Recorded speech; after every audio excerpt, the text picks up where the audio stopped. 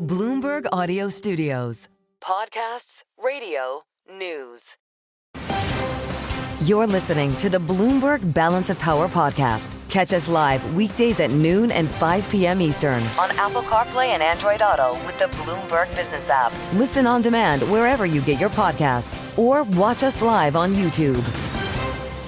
Thank you for being with us here on Balance of Power, live from Washington. I'm Joe Mathieu. Indeed, it's good to see you on Bloomberg TV and radio as we follow President Trump north of the border to the G7 in Canada, commenting earlier that Iran wants to talk. This, of course, following reports that Iran was looking for off-ramps following a brutal weekend of missile attacks by Israel. Of course, that went back and forth with a series of rounds. The president speaking earlier as he appeared with Canadian Prime Minister Mark Carney, as you heard here on Bloomberg. Listen.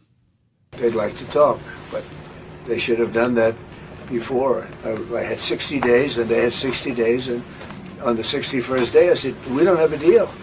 They have to make a deal, and it's painful for both parties, but I'd say Iran is not winning this war. Not winning this war. Asked about reports Iran wants to work toward a resolution, President Trump responding, they'd like to talk, but they should have done that before. This following a report from the Wall Street Journal saying as much, that Iran was signaling through intermediaries that it hoped to return to the negotiating table. This is where we start our conversation, I'm glad to say, with Ron Dermer. Israel's Minister of Strategic Affairs, former Israeli ambassador to the U.S., is with us live right now on Bloomberg TV and radio. It's great to have you with us, sir, and appreciate your time today. Can you confirm that these reports are true? Have you heard outreach from Iran? Well, there's some reports, and then the Iranians denied it, and then they may be passing messages through interlocutors to the United States. I mean, you never know with the Iranians what they're actually doing, but what I can tell you is what's happening in the battle is they're losing. As the president said, I think he was very diplomatic, and he said Iran is not winning this war. They're losing this war because Israel's determined to remove two existential threats to our country. I mean, remember, Iran is a country that openly calls and actively works to destroy Israel. And they're on a path to building nuclear weapons, and we want to remove that threat. We want to remove the ballistic threat. I'm sorry? No, understood. So then, is it too late, is my question. Do you need to see the destruction of Iran's nuclear program, its nuclear facilities, before you ever consider going back to the table? Well, let's remember what happened a couple months ago. The president talked about a 60-day timeline. I was with the prime minister when he went to Washington. And the president told the prime minister, look, he wants to give Iran a last chance to see if we can reach a deal. But what were the outlines of that deal is that Iran was going to have to dismantle its military nuclear capability. That's what was put on the table. And the president has been very clear about this from the beginning, not just the beginning of his presidency. He's been saying this for years. Iran must never have a nuclear weapon. And he's been very clear that Iran cannot have a nuclear enrichment capability, which is how you get the fuel for nuclear weapons. So then you don't have to really trust whether Iran has it or not. If they have no fuel for the car, then it's not a problem. And he gave it time, several weeks. His special envoy, Steve Witkoff, had several rounds of discussions, about 5 rounds of discussions. We were in close contact with them throughout, and they were very clear of what was going to be their red lines in a deal. And unfortunately, Iran thought that they could string these talks on forever and that there wasn't going to be any deadline. And it was clear to us in the last few days that there was no chance that Iran was going to agree to it. Will Iran agree to something else? Now, I don't know. But remember, one of their sites has already been dismantled by us. That's the Natanz enrichment facility. Yes. And we're also basically taking out their missile production factories as well. So we're going to go about our operation to remove these two threats. Whether Iran will decide to meet with the United States and agree to terms that they should have taken a month ago or 2 weeks ago or 2 months ago, that's up to Iran to decide. Okay. All right. That's very important, Minister Dermer. I want to go a little bit further down that road with you because we heard from National Security Advisor Hanegbi, who said that Israel can tackle Fordo, the enrichment site at Fordo, deep underground alone. The conventional wisdom here is that you needed the U.S. to help with that by way of bunker busting bombs, the Moab included. Is the destruction, Minister, of Fordo the end game? And do you need U.S. help to do it? I'm not going to get into operations, this or that operation. I hope by now people will not underestimate Israel's will and capability of doing something. It's doing some things when we start a military operation. You saw that with Hezbollah, with the beepers. You've seen what's happened in Gaza. You've seen what we've done as we're fighting this seven-front war. So I think it's safe to say that you shouldn't underestimate Israel's capability to deal with threats. What's important to understand, Joe, is that Israel started this operation to remove two threats to the very survival of Israel. We talked a little bit about the nuclear, but there's also the ballistic missile threat. Some of your viewers have probably seen those scenes from Israeli neighborhoods where you had a direct hit of a 1-ton missile. That's like a bus filled with explosives flying through the air and hitting a neighborhood. Now imagine a country the size of Israel, which is all the size of New Jersey, that Iran would fire 10,000 or 20,000 of these rockets. And they have plans to build 300 of these a month, 3,000 a year. You're going to have 10,000 every 3 years. This is not a threat that we can tolerate. So we've launched an operation to deal with both of those threats. And on day 4, I can tell you, we're ahead of schedule of where we want it to be. And we're going to win this war with Iran. And so what happens afterwards, hopefully, will turn the whole region to peace. Remember, we were dealing with the Abraham Accords in the first term, and I'd like in the second term of President Trump to expand that circle of peace. Well, before we go that far, Minister, how far are you ahead of schedule? How far has the Iranian nuclear program been set back? Well, it's day 4. We've taken out their main scientists. Iran has the equivalent of the Manhattan Project, you know, that effort to build a bomb by the United States before World War II that ultimately led to victory in Japan. So Iran has this Manhattan Project, and the main scientists were all taken out in the first few minutes of this operation. And we've taken out information that they need for nuclear weapons, and then facilities like the Natanz enrichment facility, which is their main enrichment facility. There's a conversion facility that converts the uranium to the stuff that you need in order to produce a bomb. That was taken out. I mean, we're setting them back. We're hitting centrifuge manufacturing facilities, and we have a clear plan over the next several days to degrade and destroy their capabilities to produce and set them back several years. And in that sense, we're ahead of where we thought we would be on day 4 of this war. But we're going to achieve what we set out to achieve. Minister Dermer, there's a report that President Trump vetoed an Israeli plan to kill Iran's supreme leader, Ayatollah Ali Khamenei. Is that true?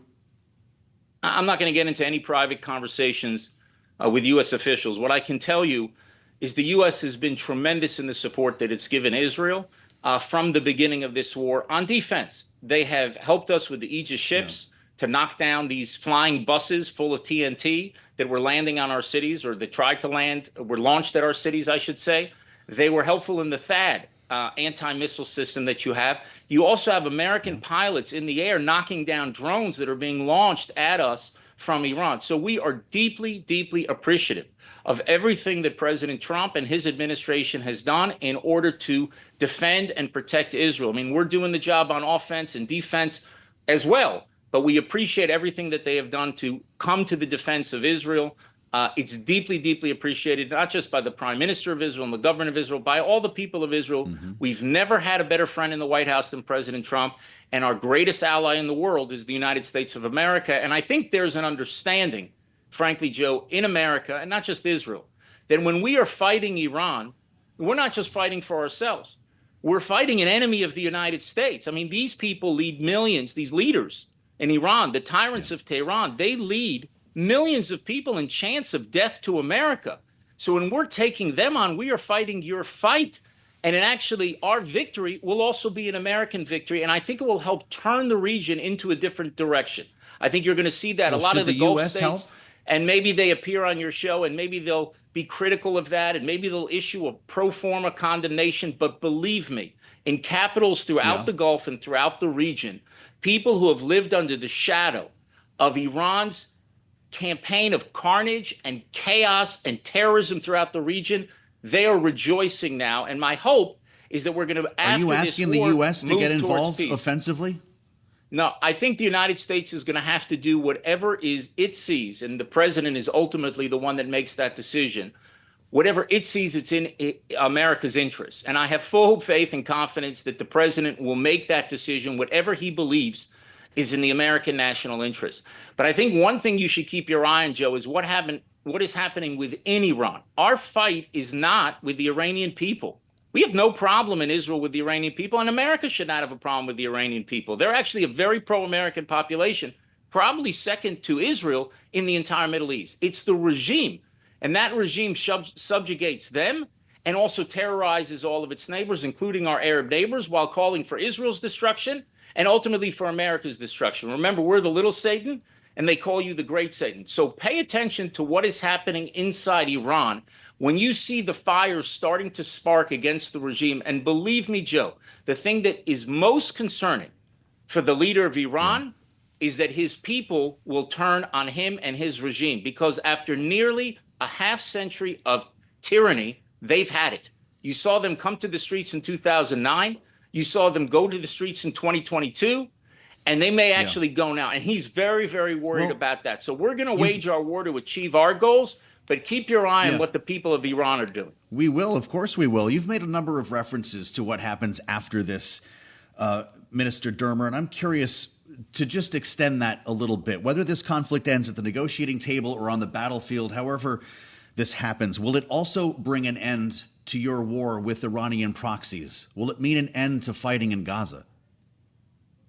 Well, I mean, that's a very good question. A war was launched against us on October 7th by one of Iran's proxies, Hamas.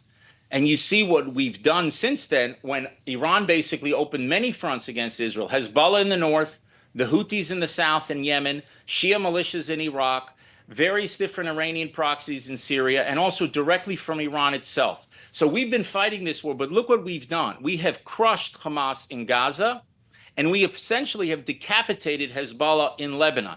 Iran was this very powerful and dangerous octopus with all of these arms.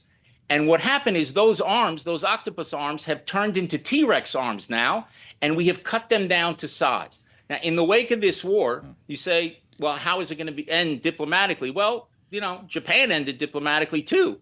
You just had a surrender ceremony. What was it, the USS Missouri, where you signed some documents. Now, we're not looking to occupy Iran. We don't have a territorial conflict with them. I don't think the United States is interested in putting boots on the ground anywhere they don't have to in the Middle East. That's not the question. Right. The question is, in the wake of this war, can we then make it clear to Iran that they have to end their support for terror proxies? They have to give up these ballistic missiles.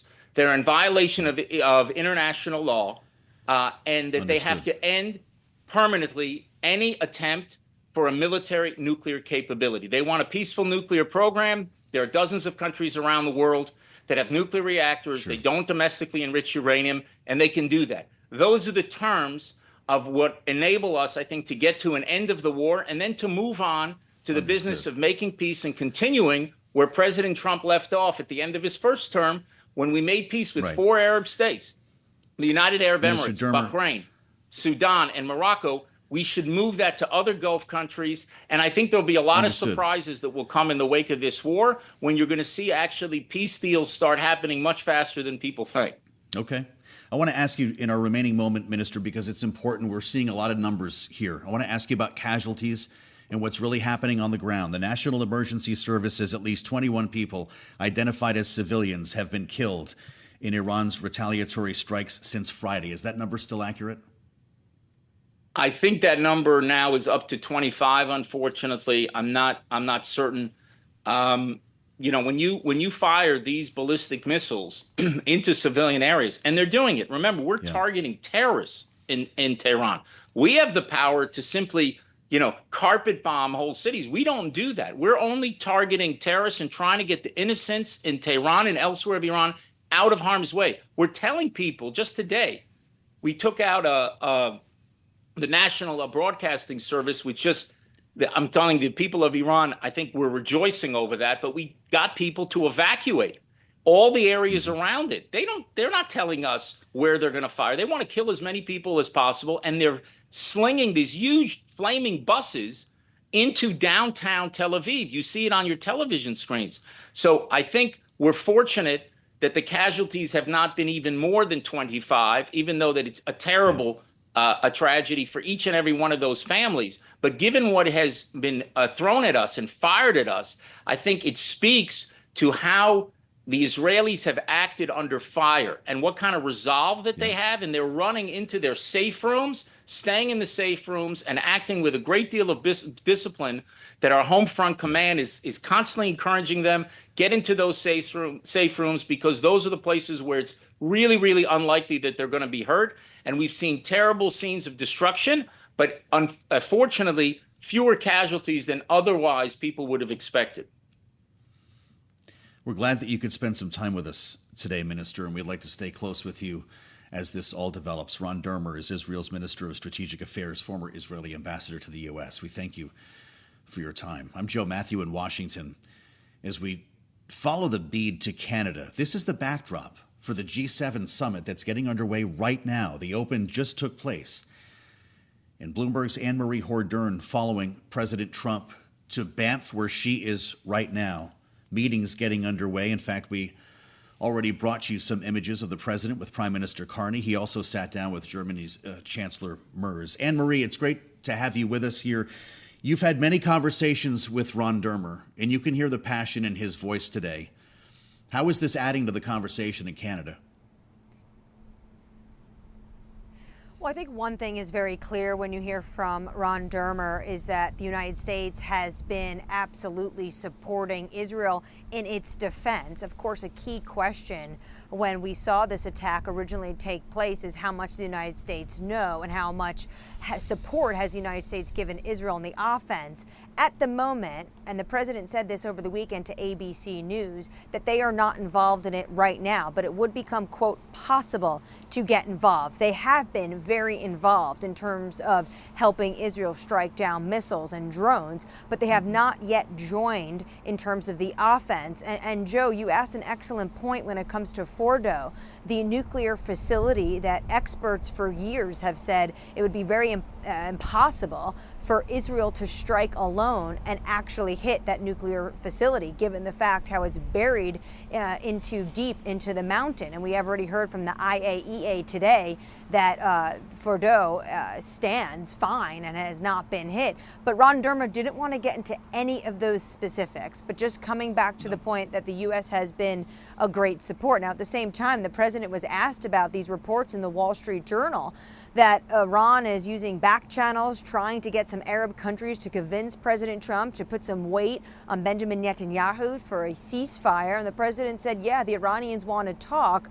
The president also said something has been repeating for days, which is that he gave Iran months for a diplomatic off-ramp. He's talking about some 60 days, but actually, Joe, I reported in mid-March that first letter went over to the Ayatollah, giving them a timeline to have talks, to have nuclear talks. We were supposed to see the 6th round of those nuclear talks with Steve Witkoff, his envoy, in Oman yesterday. And obviously, Joe, those talks did not go through.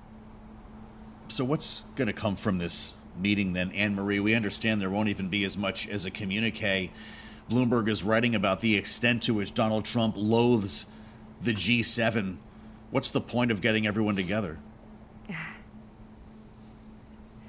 Well, there won't be a communique, and I think that was a tactical, strategic plan from Mark Carney and his team, because they remember what happened to then Prime Minister Justin Trudeau in 2018 when Trump left the summit, didn't sign off on the communique. So what they're doing this time around is they're trying to find points that all of these leaders can actually agree upon and put statements about those issues. So think of critical minerals or AI. A key question is whether or not we could get a statement now that this has overshadowed the summit, if we could get some sort of statement from these leaders when it comes to Iran and Israel.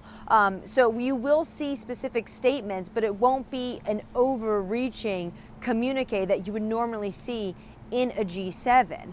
We should also note that the president here, besides, of course, what is going on in the Middle East and this concern for the world about a wider regional war, they are going to obviously be discussing trade. He is in the midst of a trade war with not just Canada, and he talked about that at the top of his more than hour meeting with Mark Carney. He said, I have a tariff concept. Mark has something different. But trade is going to be really key. He bought USTR Jamison Greer as well as the Treasury Secretary Scott Bessent. Two individuals have been leading on these trade talks. So the European Union wants to make sure that they have these conversations on trade, as well as Mexico's president, who is preparing for her first one-on-one meeting with Donald Trump. Great reporting, Anne-Marie Hordern, with us from Banff, a beautiful location to hopefully get people in a room to have some serious conversations. They'll be meeting in Kananaskis in Canada, and we'll let you know what comes from the G7 with the help of Anne-Marie and Bloomberg's David Gura, who was with us a bit earlier. I'm Joe Mathieu in Washington. Glad you came along. I can't wait to hear what the panel thinks about all of this. Jeannie Sheehan Zaino and Rick Davis are coming up. You're listening to the Bloomberg Balance of Power podcast. Catch us live weekdays at noon and 5 p.m. Eastern on Apple CarPlay and Android Auto with the Bloomberg Business app. You can also listen live on Amazon Alexa from our flagship New York station. Just say, Alexa, play Bloomberg 1130.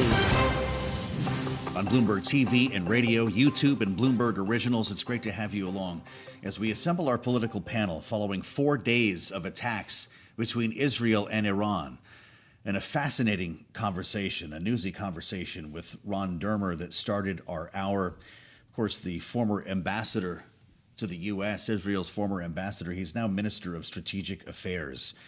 Generating a lot of news here, and pretty remarkable to hear him talk about American pilots in the air over the weekend helping to knock down missiles, ballistic missiles shot by Iran at Israel. He described them as massive burning buses falling into the middle of civilian neighborhoods and cities across Israel.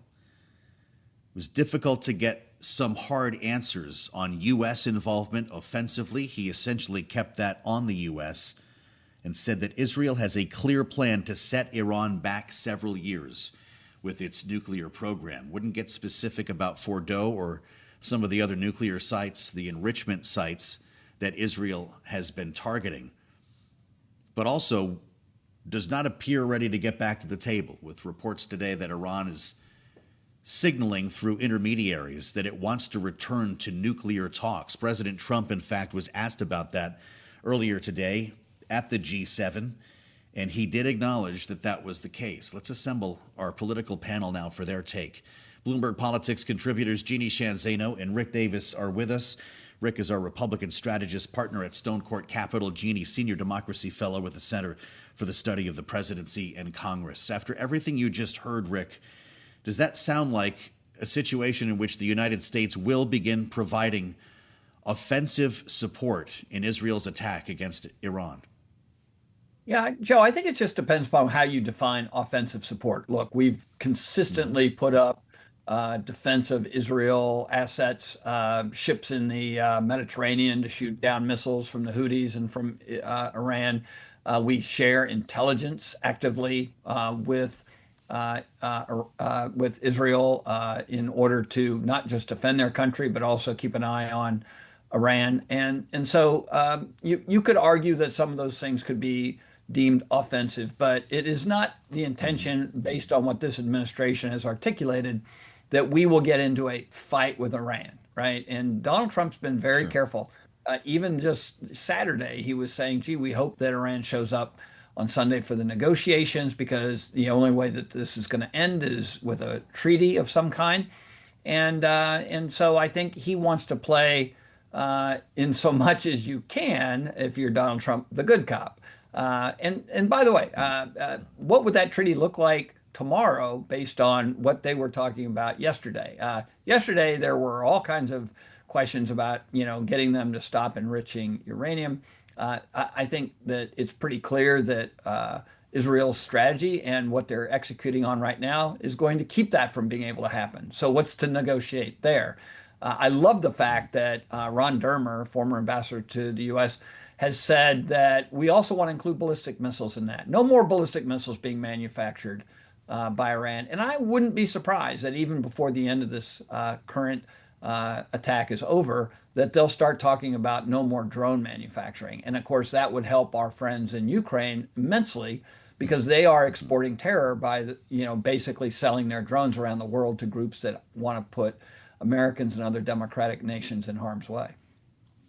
All right, Jeannie, what do you think? Is it possible for the U.S. to walk this line, providing logistical support, essentially, and defensive support to the extent that we've seen American airmen in the air, men and women presumably in the air, knocking down ballistic missiles fired by Iran? There's reporting that the U.S. Nimitz is on its way now, another carrier group to the region. We've surged so much material. Is it possible that we could sleepwalk into something larger?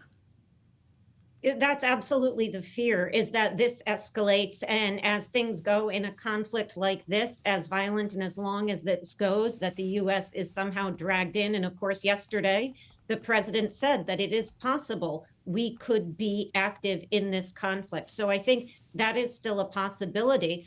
It was such a fascinating conversation, Joe, because you could just feel the passion in the minister's voice as he talked about this incredibly difficult issue.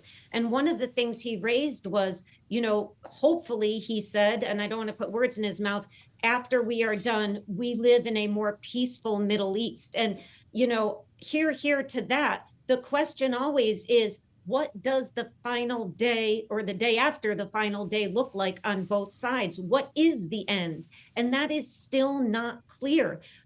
We can see from all the reports that Iran is overgunned, outmaneuvered, outmatched. Israel has the upper hand.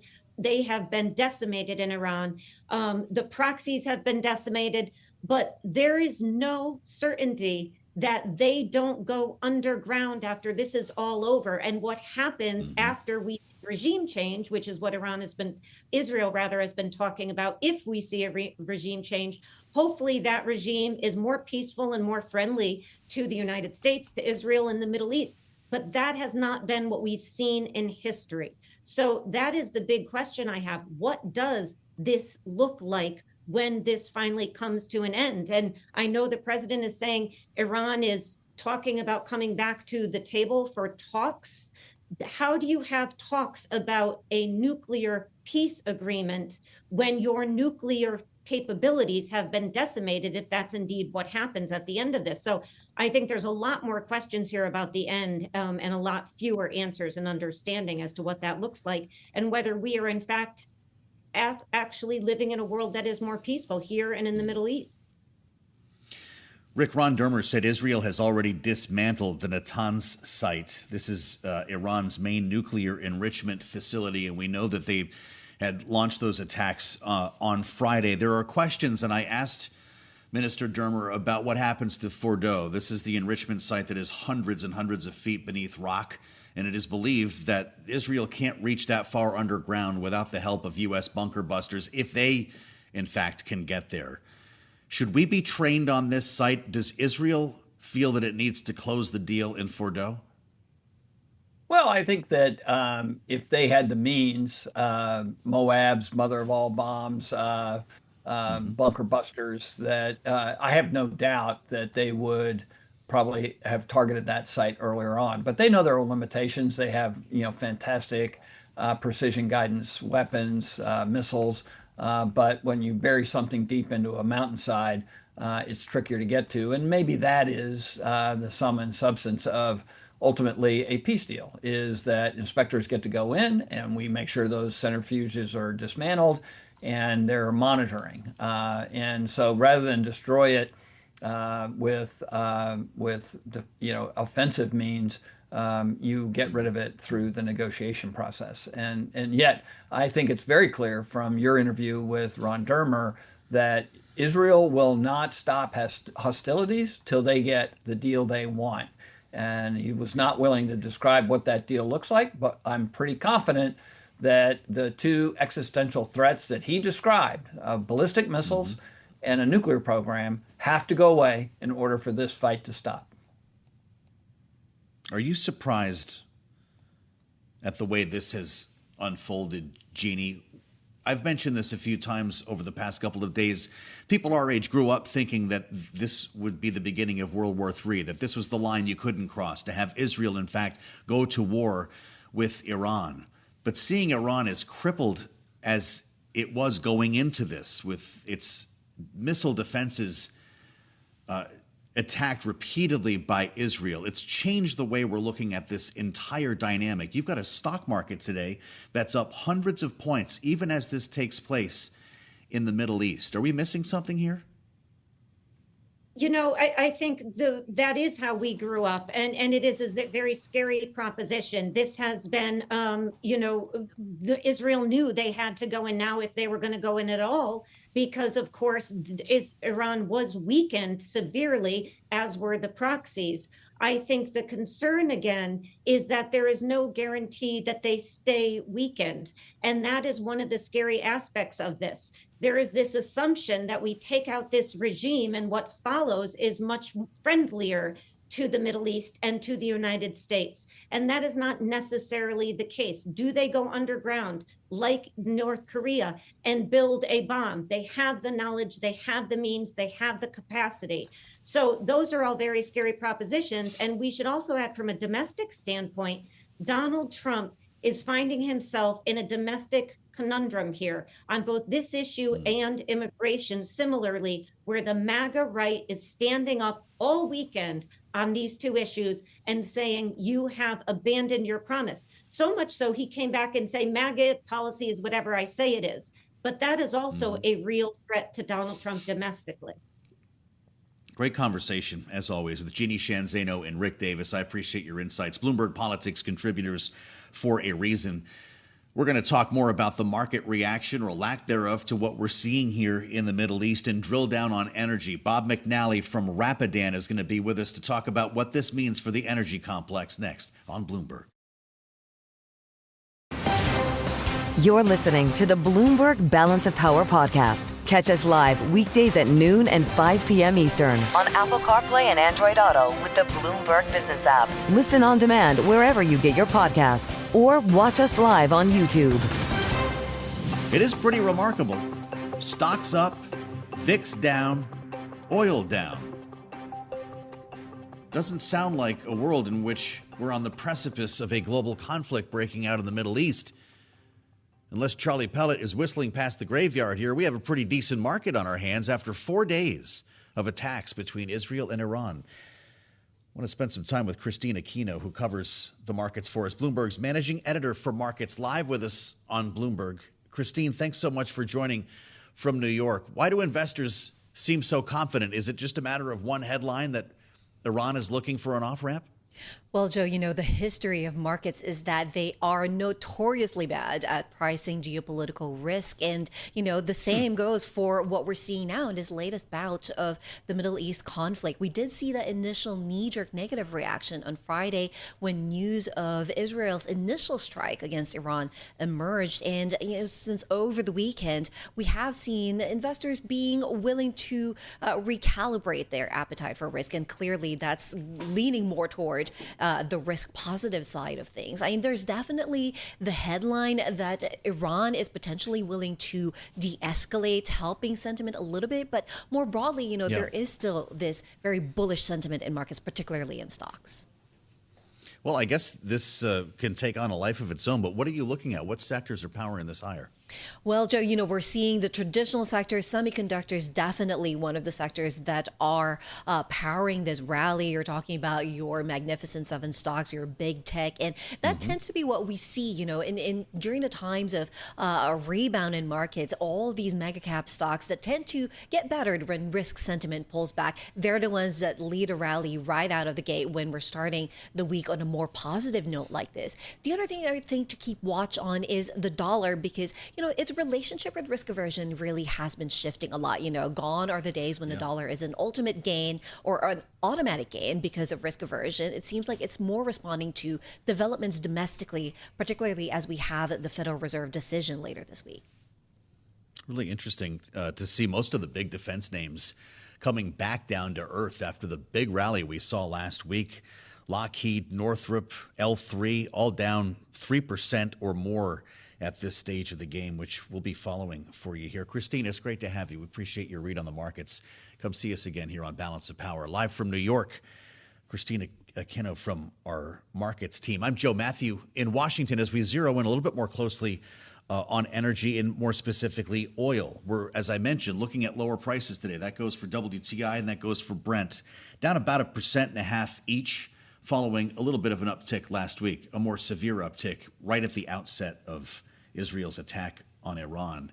We can't have this conversation without Bob McNally. I've been looking forward to doing this for a couple of days here to get his read, the founder and president, Rapidan Energy Group, former White House energy advisor in the George W. Bush administration. Bob, welcome back. It's great to see you. Should this market be more concerned? Great to be with you, Joe. You know, I think it should, but you know what? You have to cut it some slack. We have a pattern here where we've had scary geopolitical disruption events going back to September of 2019 when the Iranians hit the Saudi Abqaiq stabilization plant, most important oil facility in the world, had the biggest open in Sunday and for crude oil markets ever, but it didn't last. The Iranians chose to inflict light reversible damage. Russian invasion of Ukraine, crude prices spiked, ended up being a nothing burger. How about that? We've had the Houthis disrupt Bab al-Mandab hasn't roiled global oil markets. And Israel and Iran have come to blows twice last year and now, and we still see oil flowing through Hormuz and being produced. So it's understandable why the market would say, boy, you cried wolf. I've seen this movie before. Call me back when something changes. What if Iran does close the Strait of Hormuz? We keep hearing this. Is that the worst case scenario for the oil market? It's right up there. In my view, the worst case is a damaging attack on the Abqaiq stabilization plant. There is no more important and valuable piece of real estate on planet Earth. One facility stabilizes and controls about 7 million barrels a day of Saudi production. The Iranians hit it once just to show that they could. They didn't do damage. If they went back and destroyed that facility, Joe, we'd be in a depression. Oil would go to 150 in a week and then down to 20, and it would be really the end of the world as we know it. At 7% of world oil supply gone. Now, Strait of Hormuz is 18 million barrels a day, about 5 million barrels a day of product, 13 million barrels a day of crude. Not a lot of redirects. You can put a little bit out through Yanbu and the Red Sea and a little bit out through UAE, through Habshan, but basically you're losing 15, 14 million barrels a day. Our strategic stocks can't cover that. Even if they were full, they couldn't cover that. So, yeah, that's right up there as the second worst, I would think. Neither of these appear to be expected by this market. It gets back to the boy who cried wolf. To your point here, we had Ron Dermer on the program at the top of the hour, Minister for Strategic Affairs in Israel. And he's talking a tough game. They're not done. They're not near being done, according to Ron Dermer, who talked about not only eliminating the nuclear threat, but the ballistic missile threat. That's going to require a lot more sorties and could potentially change the nuances of this conflict. Short of the worst case scenarios you're mapping out, what else should we have our eyes on? Well, Israel is a changed country after 10/7/23. And the plan was always Gaza, Lebanon, and then Iran. And we're into the Iran phase. And I think they're even hinting at regime destabilization, if not destruction. They're emptying Tehran, et cetera. So Israel is not going to stop until it achieves its objectives, very least neutralizing nuclear facilities, ballistic missiles, and possibly destabilizing that regime. And I don't believe President Trump is going to stop Israel from doing that. So I would think that Iran has to play the only card it has. It doesn't have military escalation dominance with us or with Israel. The only card Iran has is to threaten the thing that scares President Trump perhaps the most. And that is $5 gasoline here. And so whether it could make that happen. He can make that happen. And this debate is out there. We shouldn't expect, if the United States were to become militarily engaged against Iran, or Iran were to try to close the straits, it wouldn't be like the first Gulf War or the second Gulf War, where the U.S. prevailed militarily in hours to days. No, it would not be a cakewalk. Look at the Houthis, who are inferior to Iran, yet they are keeping us at bay. Iran is able to shut that strait for some period of time, a lot longer than the market thinks. So I think they may have to demonstrate that they're willing to do that, to get this crude price back up, to try to convince President Trump to rein in the Israelis. In a way, it's the only card they have. Fascinating. You've been preparing for this moment probably for a long time as somebody in the oil space. What's different about Iran and its standing in the oil market, its importance and scale in the oil market now, than, say, back in the 1970s when an embargo had such an impact on our lives. Yeah, back in the 1970s, especially the early 1970s, the United States was the Saudi Arabia, the swing producer, the spare capacity holder of oil. Going back a little earlier, late 1960s, Arab-Israeli war, Arab oil embargo didn't matter because the United States had a safe, ample buffer in spare. But as we went through the 1970s, that went over to OPEC, and the United States lost control. Yeah. And here we are with a 100 million barrel a day market with maybe 3-4 million barrels a day of spare, and all of the spare is in the war zone in the Arabian Gulf. Okay. So we're in a pickle, and the world's in a pickle. And what I think people may not realize, in the 70s, the United States knew we were vulnerable because we were losing control. The imports were rising. What people may think now is because of shale oil, because the U.S. is a net oil exporter. I hear this all the time. Yeah. We don't need the Middle East. Yes. We don't need the oil. Yes, we do, because the price of oil is what we really care about, what our consumers and businesses and investors care about, the price you pay for it, not where it comes from. That which is global. And whether we're an importer or an exporter, whether we're big or small, if there's a disruption anywhere, prices go up everywhere. In the meantime, Israel attacking Iranian energy sites means an energy crisis in Iran or beyond the region? So it depends on what targets they attack. Yeah. So if they're attacking local oil terminals, like outside of Tehran, like they did, or the South Pars Phase 14 gas field, that yesterday. right? Yeah. That's What a does problem that for Iran. Okay. That's not a problem for Mr. and Mrs. America. That's not a problem for our Exxon station. Israel right? truly knows this. That's right. And so the Iranians hit the Haifa refinery. These are hitting domestic facilities in Iran and Israel. It's concerning because they're spreading beyond military targets. However, it hasn't yet hit flows or production that matter for the world. And that's why crude is off today, and folks are not so much worried. Isn't that something? This is all remarkable to hear about. As I think about your answer on the Strategic Petroleum Reserve, we talked to the Energy Secretary last week. Chris Wright said it would take years. We've heard this constantly from the administration. First, we have to repair the caverns, and then we can start bidding. It's going to be a years-long process. But, Bob, it sounds like we don't have years. Based on what you just said, we might need that oil. Yeah, sometimes our biggest mistakes are bipartisan. And Congress, in its wisdom, both parties, starting about 5-10 years ago, started selling off the SPR just because we thought we didn't need it. And then President Biden sold about 180 million barrels, when there was no emergency with Russia. We didn't lose any Russian oil. Had we lost Russian oil, would have been a reason there wasn't. So here we are. Half of the reserve is full. Secretary's right. Right is right. We'd have to be slow to refill it. I was working for President Bush, and we did it through a royalty in kind program, and it took us years to get back to the tippy top. So you've already done this. I've done it. I was there in the White House after 9/11. I was there for the Second Gulf War. We thought through the type of barrel flow and contingency planning, where are inventories, where's spare capacity, and the math gets pretty grim if we lose the Strait of Hormuz or Abqaiq, with or without an SPR. If that happened, you'd have to release what was left in there now?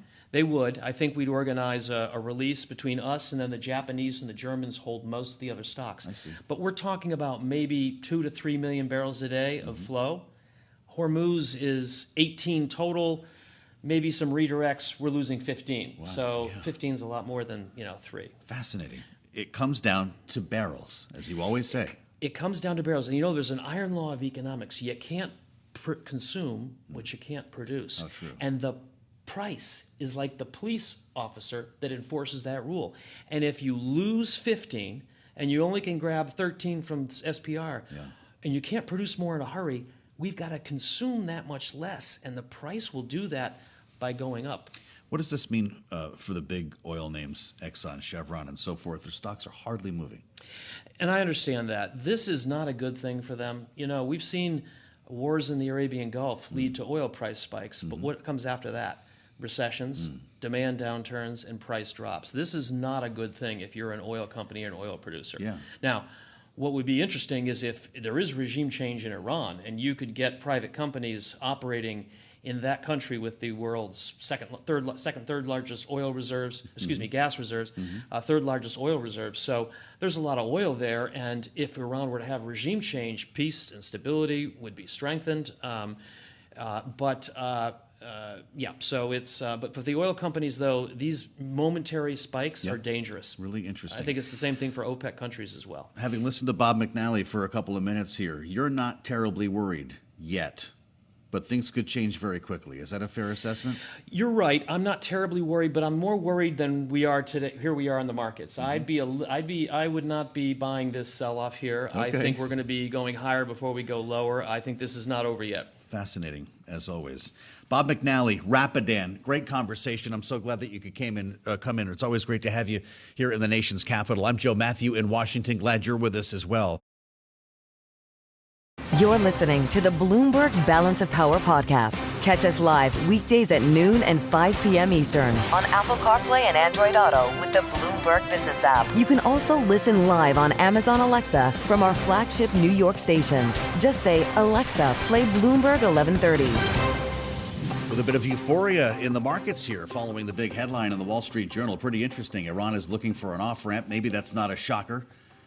But following predictions of World War III, that sounds pretty good to a Wall Street trader today. We're going to get to the bottom of whether that is actually founded. With President Trump appearing a short time ago, G7, Canada. David Gura just brought us up to date, remembering that this is the alliance he loathes. According to the headline on Bloomberg, he appeared with Mark Carney a short time ago and was asked about the situation. Might be a good time to bring in Tyler Kendall into this conversation. Bloomberg's Washington correspondent is with me here on Balance of Power. With the president abroad, the conversation has been just as dicey, and we're picking up where we left off last week, Tyler, with regard to any number of national security concerns. The big one, of course, is Iran and Israel. They're going to be talking about Ukraine and Russia at the G7, with President Zelensky on the invite list, too. Yeah, definitely, Joe. And President Trump, actually, what we were going to hear is that he appeared to confirm reports that Iran really does want to de-escalate here. He says that he heard that they want to talk, and he reiterated to them that they should make a deal before it's too late. Now, you're mentioning the other geopolitical conflicts, but of course we have to keep in mind the White House went into this G7 summit thinking that trade was actually going to be the priority and that they could show some sort of forward progress here, as we are now within that 1 month deadline to July 9th. Yeah, it's amazing to think back up a couple of weeks, you would think this would be all about tariffs. And the world has, of course, once again shifted under our feet, which is why it's a great pleasure to bring in Christopher Smart. He's with us in studio right now. Founder, managing partner, Our Growth Group, former special assistant to the president at the National Economic Council and the Obama administration. Christopher, great to see you in Washington. Good to be with you. Glad you're back with us. It's pretty interesting when you back away from this ever-changing world. You've got Wall Street on a tear today, but your note to clients would suggest that recession odds are rising. How do you have both? Well, it's short-term, long-term, I guess. You know, if you had gone home Thursday night and not looked at the news until this morning or not looked at the markets until this morning, you would assume everything was fine and nothing had changed since then, given what's happened to the stock prices and to bond prices, and even the oil prices kind of cooled off a little bit since then. I think the immediate risks of what we see unfolding in the Middle East appear to not have much impact on global oil supply, particularly since the Saudis and OPEC have been pumping a lot of oil since the beginning of the year and the global economy is slowing down. But there's always that risk, and that's why markets look a little jumpier right now, that we're going to get some outsized event, closing down the Straits of Hormuz or something that really does upset that balance. Is that the event that keeps you up at night? Because we all grew up, Christopher, with the idea that if Israel were to go to war with Iran, that's over. This is World War III time. You've heard Donald Trump say it himself. He grew up in that same environment. Are we learning otherwise? I think we're learning otherwise because the folks lining up on the other side of the equation behind Iran aren't lining up very closely behind the Ayatollah and the current government. You have President Putin, who is one of Iran's allies, offering to mediate the conversation rather than saying he's backing Iran to the hilt. You've heard very little from China other than let's try and de-escalate this thing and everything should be solved through negotiations. So it appears, at least right now, to be contained, but obviously when you've got that kind of exchange of missiles back and forth, the risk of something going astray and some other U.S. asset being hit is always there. Well, I wanted to build on this because President Trump, of course, is at the G7. But as you mentioned, he took a call not from a G7 ally over the weekend, but from the Russian president. And then also we've heard from him actually just moments ago at the G7 saying that he would potentially welcome if China did come into these talks because he needs somebody that Iran would speak to. So when it comes to these strategic alliances that Iran does have, will they really make an impact at the end of the day? It's hard to see how they will, particularly because Israel, frankly, is winning right now and looks like it is going to be able to drive the military balance as far as it wants to go. And so that's why you see, I think, these overtures on behalf of Iran to say, let's talk, let's talk. But again, it's hard to see how involving either Russia or China improves the prospects for peace as long as Israel continues to have its eye on the ball, which appears to be completely disarming Iran's military and maybe doing enough weakening of the regime to see if something new and better can replace it. Sorry, Tyler, go ahead. No, I was going to bring the picture actually to domestic issues here as we have this interest rate decision, of course, on Wednesday. I'm wondering how you're seeing these tensions in the Middle East complicate an already complicated picture for the FOMC. Well, I think it gives the FOMC yet another excuse to do nothing because the uncertainty of the oil price compounds the uncertainty around tariffs. Usually an oil price spike is something that monetary authorities try and look through as a one-off. But the volatility and the impact on expectations, I think, is where the Fed will be focused most of all, as it has been looking at the tariff equation. What do you think when you're looking at Donald Trump at the G7, talking about as if it was something done in error, Vladimir Putin, Russia somehow kicked out of the alliance, very skeptical of our allies in Europe, kind of poking Mark Carney, not with the 51st state, but a lot he's referring to the former prime minister and so forth. The transatlantic rift, does Wall Street care about this? We talk about it a lot at home. What about the market? I think it's hard for markets to price it in on a day-to-day basis. I think where you really do start seeing it impacted is when you talk to some of my clients who are corporates with global footprints, certainly transatlantic footprints, and feel frozen. Not sure quite where to build their next factory, quite where to sign the next contract with their supplier. Yeah. That's the kind of thing that's likely to play through, not day to day, but month to month and even year to year. I think the difficulty with how to interpret the president's statements, I think he really is focused on he wants to do deals and he wants peace deals. I'm not sure he thinks about what happens beyond the peace deal or after you come to agreement with Putin on Ukraine. Does that embolden him? Does that upset the balance of power? Does that change the global order? I'm not sure he thinks in those terms. He's really just looking to find a way forward for Iran, for Gaza, for Ukraine, and see if he can secure those kinds of understandings without necessarily thinking about what they mean for the next steps. Yeah. From peace deals to trade deals, which of course was supposed to really be the other big focus of the summit. We had the Treasury Secretary Scott Bessent on Capitol Hill last week saying that it is highly likely that some of these trading partners are going to get an extension beyond July 9th, those ones that have been prioritized in these talks. In your note, you talk about investment in the U.S. I'm wondering what that would mean for investment decisions in this country if we see certain countries perhaps see those rates go back up to where they were on April 2nd and others get an extended pause. Well, I think that's the problem with the way this has all been rolled out is that the uncertainty is very high. And whether there is a deal that gets done with a country, will it be renegotiated because something else comes up? How can you start planning with your trade flows and your suppliers that may come out of the UK without knowing what's going to happen with the EU? How do you understand your global auto supply chain without a deal in place with Japan? I mean, there are lots of very complicated interlocking pieces to this puzzle. And as long as most of them remain undecided and uncertain, I think that is where you build the uncertainty into business decisions. And I'll just say one more thing. Sooner or later, companies are going to have to make decisions. They can't be frozen forever.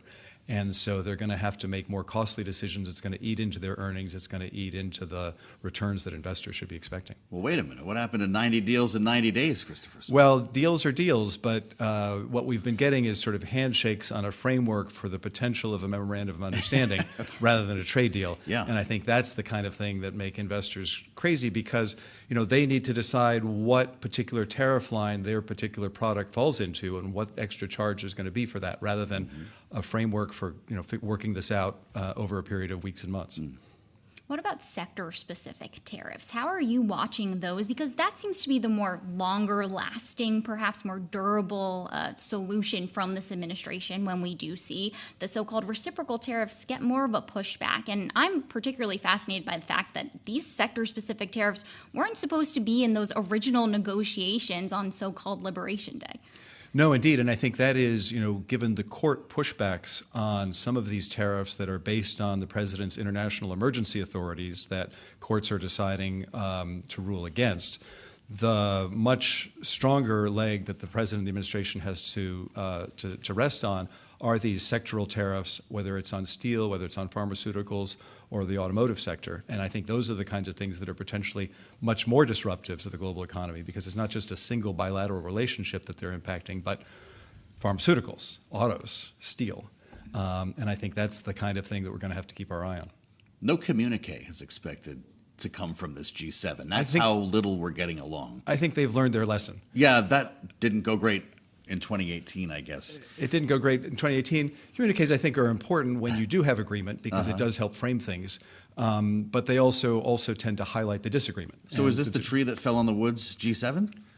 Well, it's a complicated G7, right? Because we were expecting to have some clarity on trade. If nothing else, there's still talk that there might be a bilateral deal with India or Japan announced, because the president will be meeting with both of those leaders. Yeah. But I think generally it is being tremendously overshadowed by the news of the day, by what's going on the ground in Iran, in Israel, the potential for talking about Russia, talking about China in this context. So I think it's going to be hard to write that single headline coming out of the G7 that we might all prefer to be able to do. This is the world that we're in. Tyler, we've got an image of President Trump with the Chancellor of Germany. The meeting did happen. Chancellor Merz and the president. He's got a big smile. Looks like the meeting went pretty well. We'll see if anything comes of it and if the market wants to care about that today. Great pleasure to have Christopher Smart with us in studio, our Broth Group. Great to be with you. Toast to Boston and everyone in my former town when you get back home. Great to have you here in the nation's capital. Thanks for listening to the Balance of Power podcast. Make sure to subscribe if you haven't already at Apple, Spotify, or wherever you get your podcasts. And you can find us live every weekday from Washington, D.C. at noontime Eastern at Bloomberg.com.